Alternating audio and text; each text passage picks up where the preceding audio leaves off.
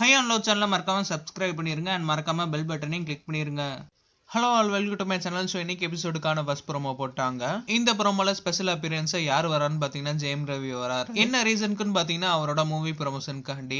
And Jayam Ravi house மேட்ஸ்ட பேசுறாரு. என்ன பேசுறாருன்னு பாத்தீங்கன்னா, சூப்பரா விளையாடுறீங்க, பயங்கரமா இருக்கு, செம என்டர்டெய்னிங்கா இருக்கு, உங்களோட உண்மையான செல்ஃபை நீங்க எப்பயுமே காமிச்சிங்கனாலே போதும், உங்களுக்கு அங்க தெரியுமா தெரியல, நாங்க உங்க எல்லா பேருமே இங்க வேற மாதிரி பாத்துக்கு இருக்கோம், டாஸ்க் எல்லாமே ரொம்ப சின்சியரா பண்றீங்க, அது எங்களுக்கு நல்லா கிளியரா தெரியுது.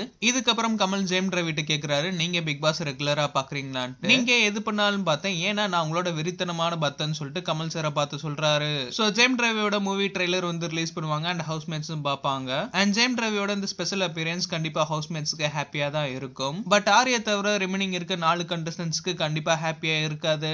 ஆஜித், கேப்ரில், அனிதா அண்ட் சிவானி கண்டிப்பா யார் எலிமினேட் ஆக போறாங்கன்னு சொல்லிட்டு உள்ளுக்குள்ள பயந்துகிட்டே தான் இருப்பாங்க.